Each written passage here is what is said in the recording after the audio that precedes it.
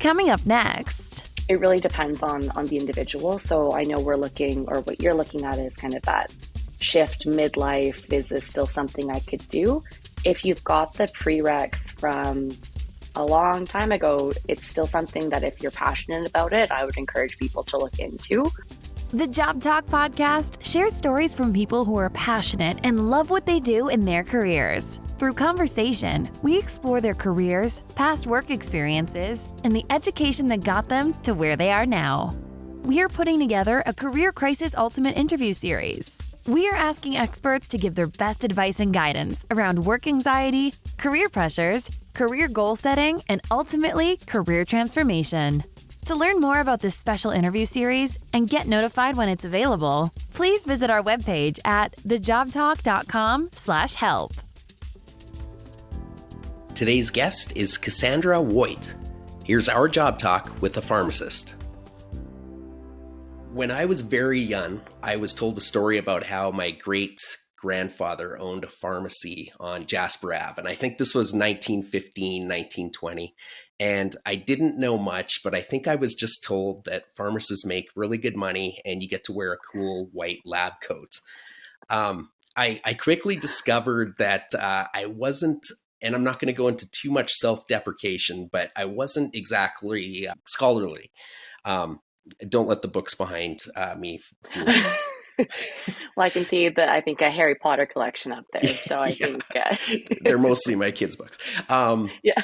Did you have a family member that was a pharmacist, or why did you choose to go into pharmacy? Yeah, so I did actually. My dad is a pharmacist back in Ontario. So I'm from Thunder Bay originally. He owned his own pharmacy, and so I saw what the practice was like. I was some free manual labor for a while when I was younger, and then transitioned into some paid labor kind of through high school and university. But coming into the profession wasn't my set game plan. I originally have a degree in biochemistry with a minor in psych. I was thinking I was going to go on to do bench work research, but at that point, didn't know if that's where I wanted to go. So I'm like, hey, well, what about pharmacy? I know I like the career. I know it's been a passion for my dad. I've seen the great work that he's been able to do with his patients and people around my town. So that's kind of what led me to apply to pharmacy. And that's how I'm here today. How old were you when you made the decision to look at pharmacy as a career? So it would have been 23 because my undergrad was a 5-year program with a co-op. So it was in my last year of my 5-year undergrad after graduation to decide to look into applying to pharmacy. At the time, I wasn't eligible to apply to any of the schools in Ontario. There was an additional testing requirement that I wouldn't have had time to do because it was a very late decision to look into applying. So I was able to apply to 3 schools in Canada. I got into 2, U of A and then U of S, so in Saskatoon. It was a really tough decision, but chose U of A, and I am super, super happy I did. So, can we talk about the specifics of the education that makes you a pharmacist? So you had a degree going into, is it pharmacy school? Take us through the process. All right. There's definitely been changes and growth in the requirements for pharmacy. Right now, they're sitting at a 2-year minimum in some science-related program, I believe. So there's prereqs that you need to have, but I was probably one of the older classmates in my cohort because I did have a full degree. Some people had masters before getting into the program. Others had 1 or 2 years of undergrad. So it really depends on the individual. So I know we're looking, or what you're looking at is kind of that shift midlife. Is this still something I could do? If you've got the prereqs from a long time ago, it's still something that if you're passionate about it, I would encourage people to look into. But yeah, so right now it's a 2-year requirement of an undergrad with the required prerequisite courses. And then the program itself is 4 years. And how it's changed across all of the pharmacy schools in Canada is now it is an entry level Pharm D program. So I'm in a cohort where it's still a BSc in pharmacy, where now it's the entry level Pharm D. So graduates come out with the title of doctor. So it's a pretty neat time to be getting involved in pharmacy and seeing that transition, just even from the classes and the coursework. Yeah, I imagine the competition is quite high to get into pharmacy. Do they just look at your grades, or are they looking at other activities you might be involved in or volunteer work, or do they just base it strictly on grades? They do give kind of a GPA range of where you're more likely to be a successful candidate, but they really look at what makes you a good person to be a pharmacist. So they're looking at volunteer experience, extracurriculars, um, other leadership qualities that you might have, experience that you have. So while it is competitive, it's still a good class size, especially here at U of A. And they're really looking not just for the grades. I think probably every program kind of has a similar thing, but once you're in, it's like C's get degrees. Yeah. That's where we're at. As long as you're learning the material and you're going to go out into practice and really be focused on the patient base that you're working with. I wouldn't say it's just a GPA based requirement. What's the course load like when you're going through the program? Is it intense? Did you have a part-time job while you were going through it?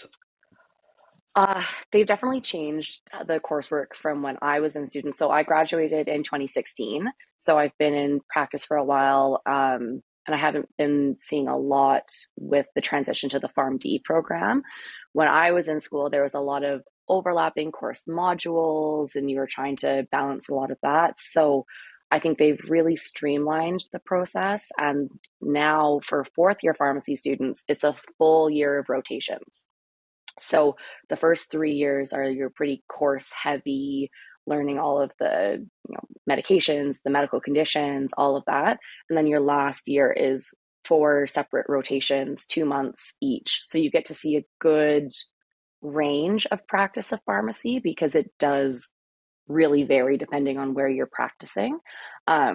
So I myself didn't have a part-time job during the school term. I would work full-time over the summers, whereas I had other friends who had almost full-time jobs during the school Wow. year. So I think it really depends on what your needs are and what you're able to do, but it's definitely feasible both ways.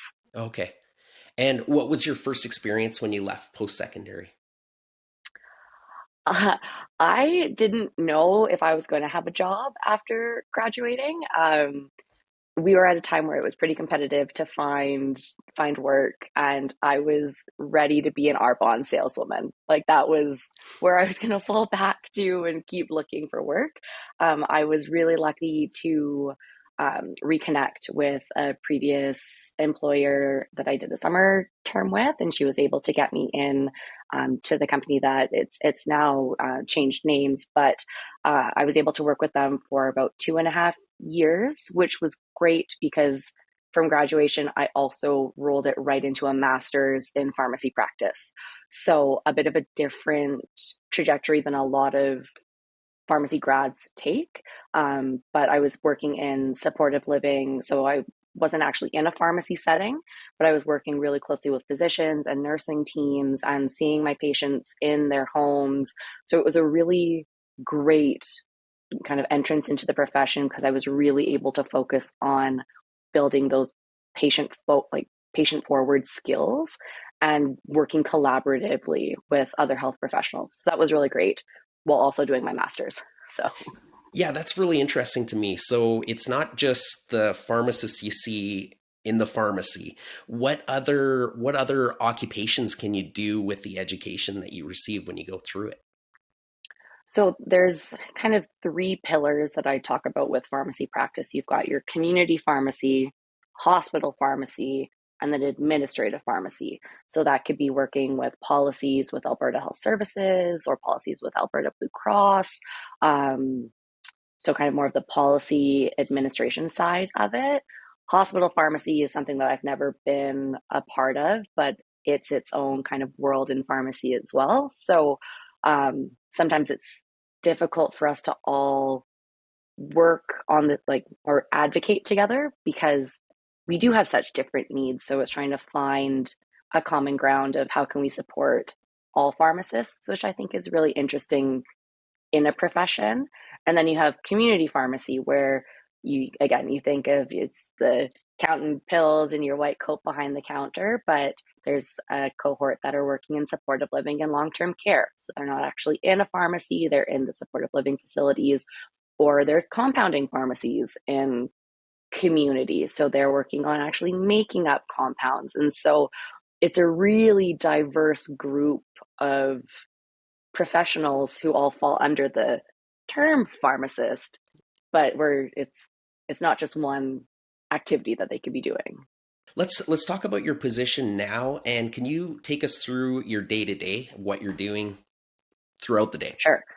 The day-to-day, it depends on what is kind of left over from the day before. Right now, I mean, the things that pretty much any pharmacy or pharmacist will do is you get your order of all of the medications, you need to process that. You've got prescriptions pending from the day before that you have to look over, faxes that have come in that you have to address, people coming into the pharmacy with new prescriptions. So a normal day, it's very patient facing, which is great for me. So a lot of interaction with the people that we're providing care to.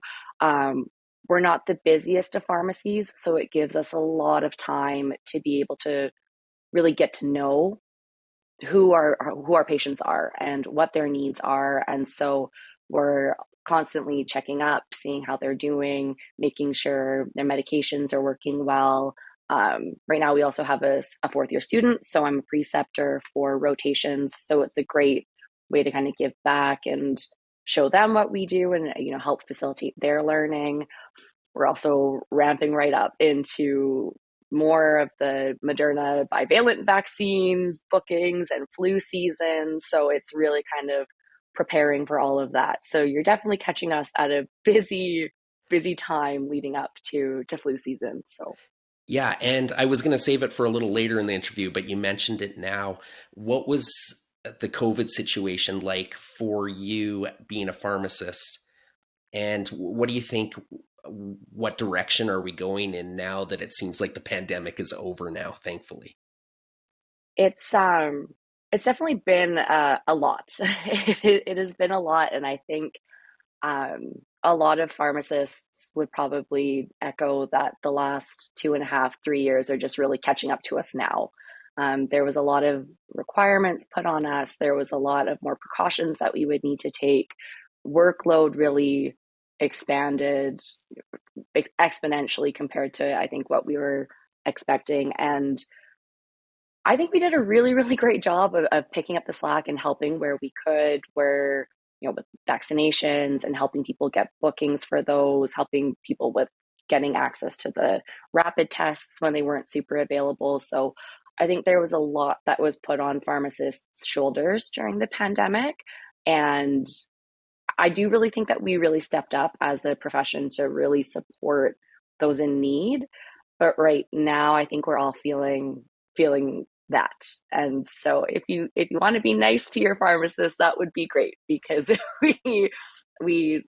everyone that I work with and my colleagues, we really love what we do, and we were happy to be such an integral part of supporting people through this pandemic.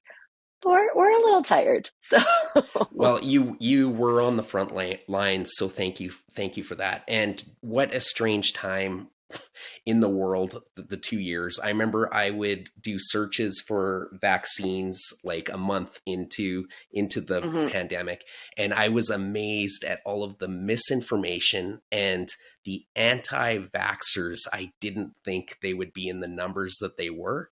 And maybe it just seemed like there were a lot of them because of social media now. Now people can put their crazy thoughts out into the world. But what an awful time. So thank you for doing what Yeah. you were doing. You were definitely on the Well, front thank lines. you.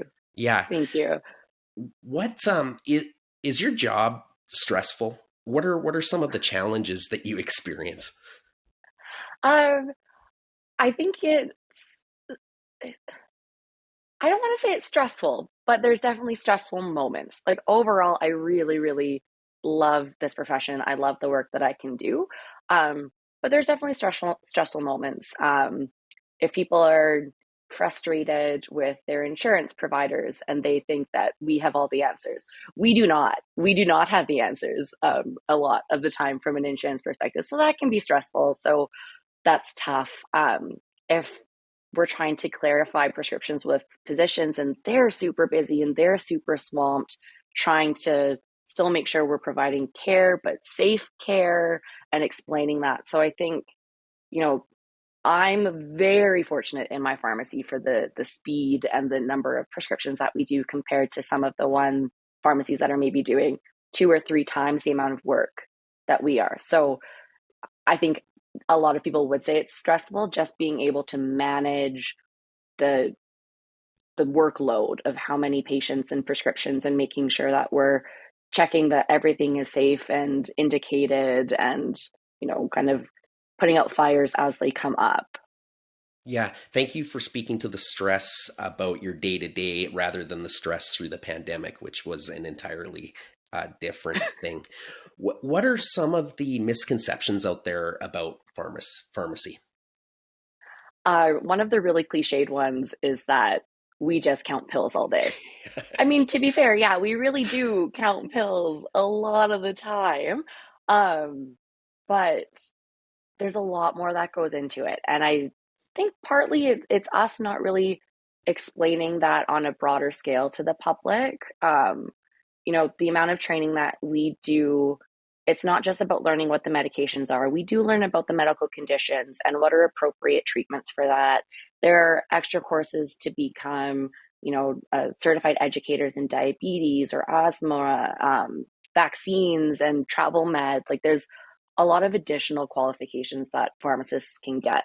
So it can be difficult when we're trying to explain. We're not double checking what your physician or nurse practitioner did.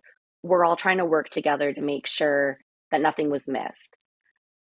And we do get kind of people not being happy with that, which I can completely understand and we would respect their wishes. But we're not just counting pills. Like there's a lot of knowledge that we've got to make sure that all of this is correct, because I know that I make mistakes sometimes and I don't think of everything that could go into prescription sometimes. So I would very much appreciate someone also having my back, because the end is protecting our patients and making sure that they are safe.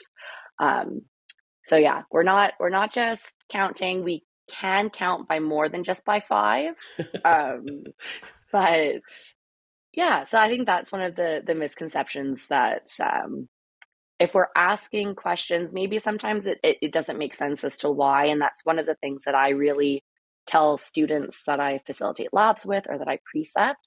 If you're going to be asking sensitive questions or something that may not make sense to someone other than a pharmacist, explain why you're asking it before you ask it.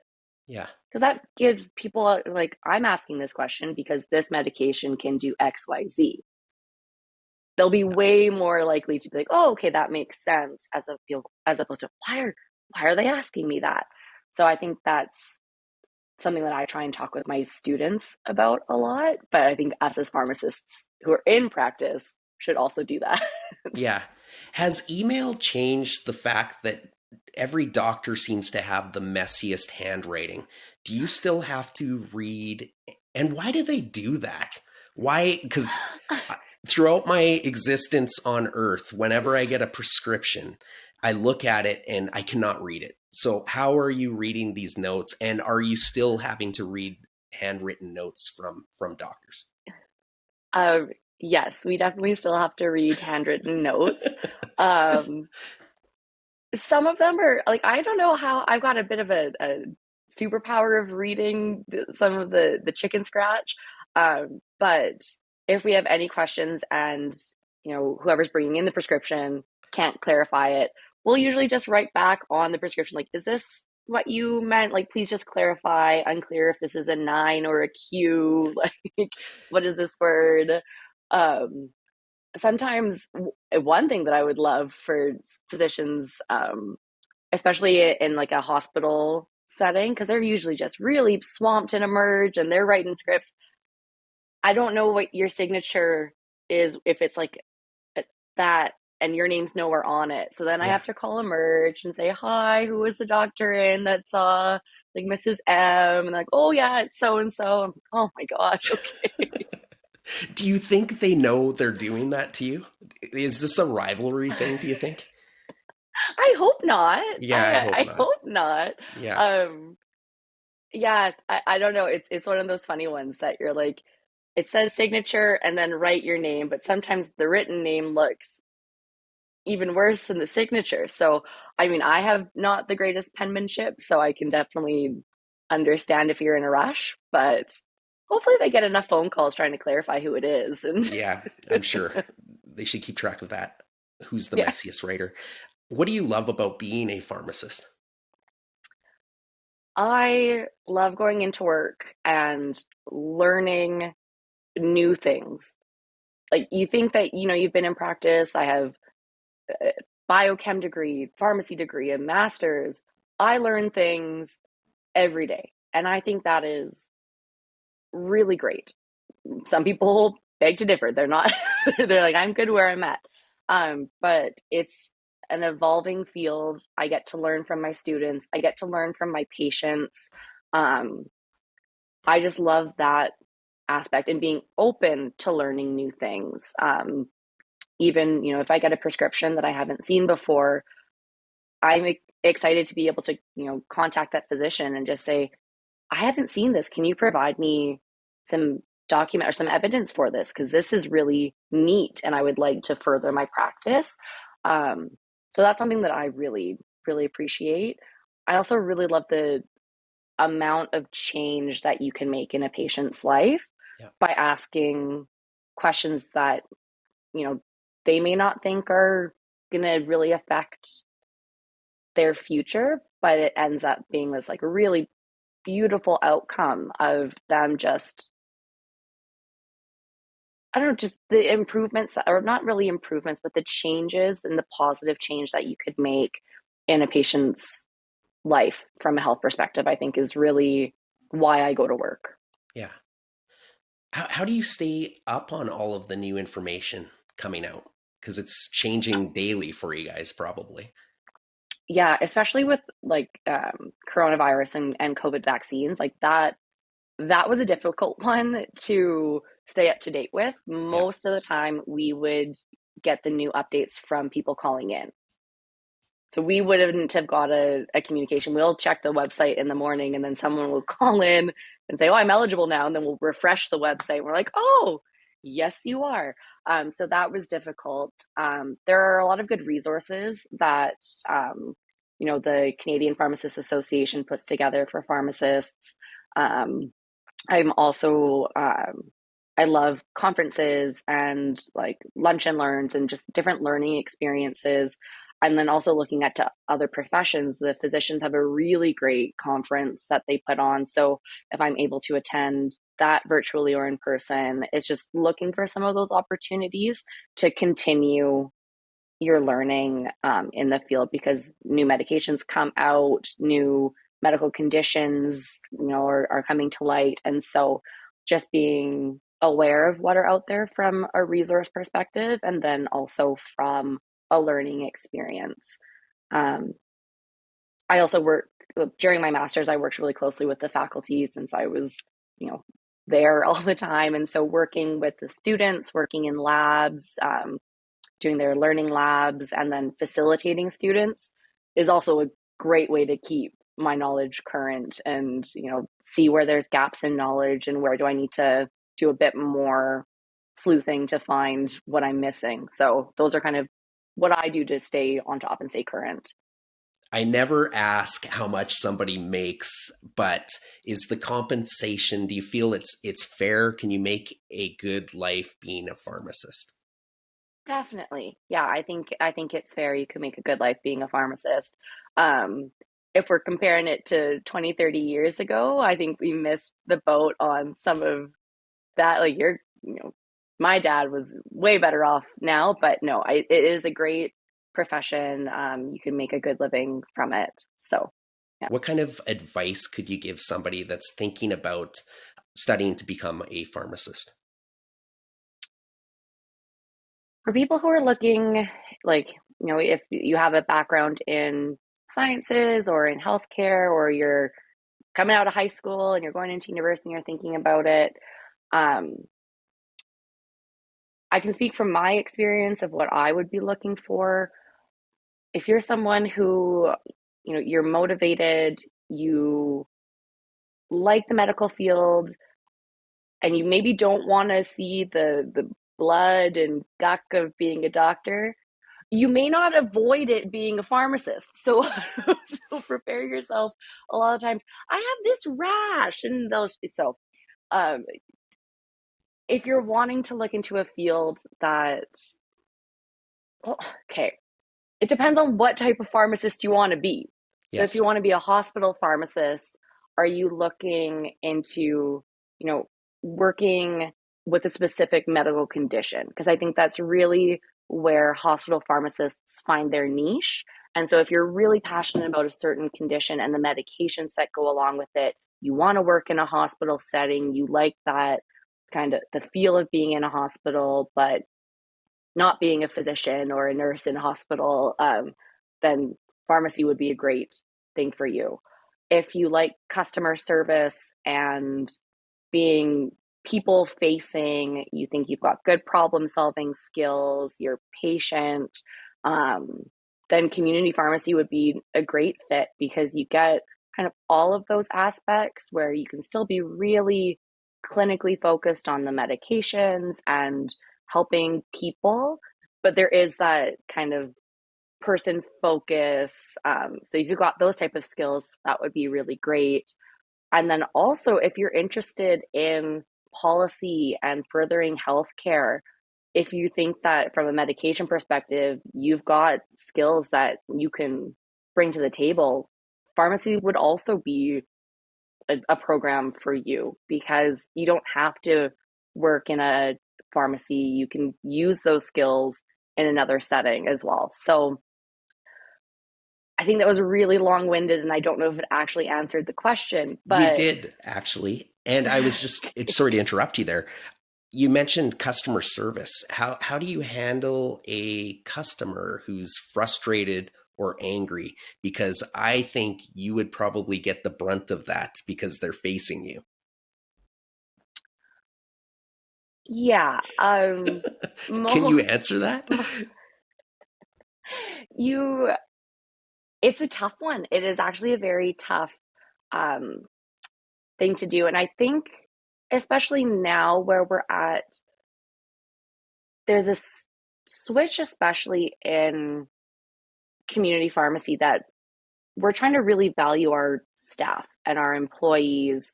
And so we're still going to try the best we can to diffuse the situation. If someone is upset and you know, they've got a good reason for it, still validating what they're feeling is correct, but is what they're saying displaced onto us because we're the ones there. So it's definitely a tough skill to grow, one that I've definitely been working on. I know a lot of companies are now doing training in this and really saying, we've got zero tolerance for, XYZ against our staff members. And so they're putting that out, not just from a pharmacy perspective, but if it's in a grocery store, just making sure that their employees feel protected.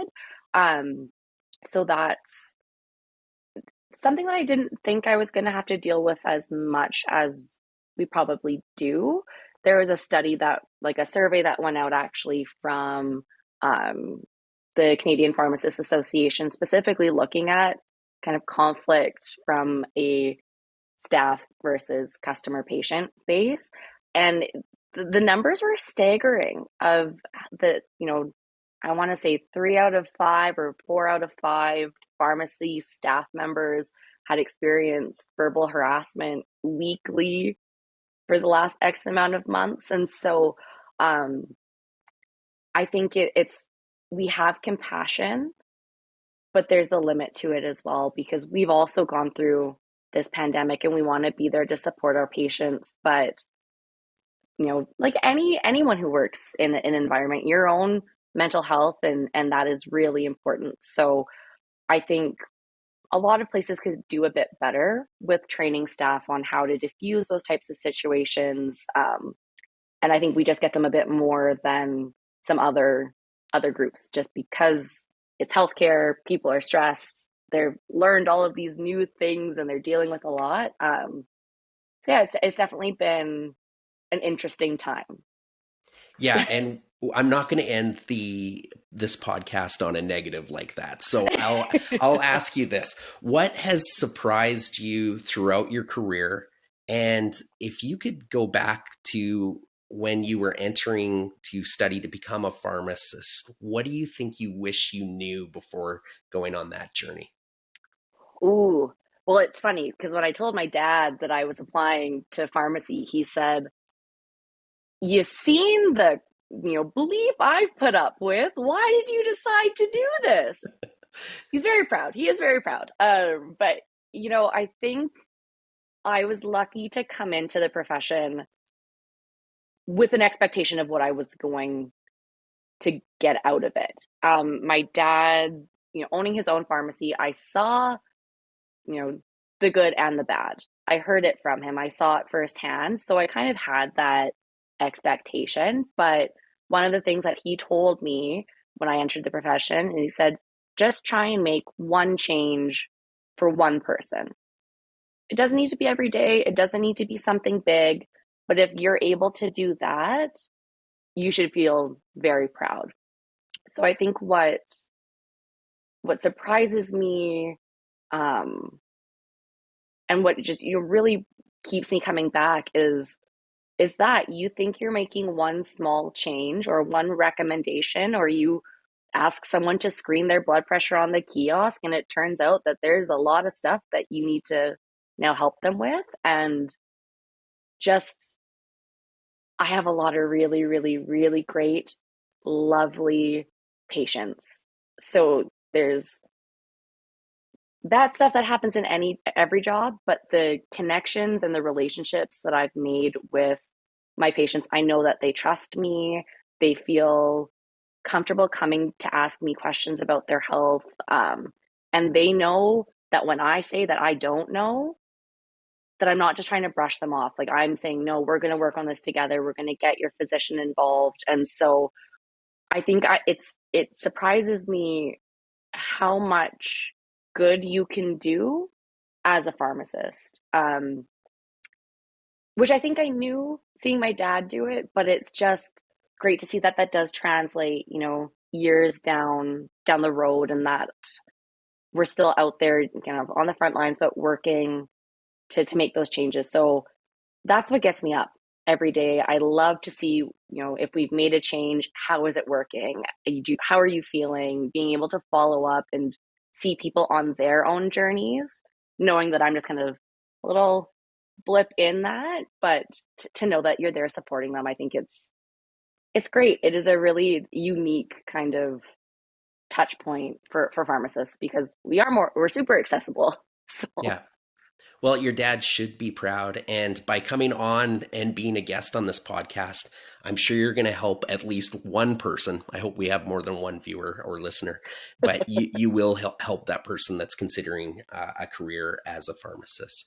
So, Cassandra, thank you so much for coming on the podcast today. And I really appreciate you helping me out. Thank you. I was happy to be here. This is a great time. Thank you for tuning in to the Job Talk podcast. For more information, please visit us at thejobtalk.com. Our podcast music was created by our friend Mike Malone in Edmonton, Alberta, Canada.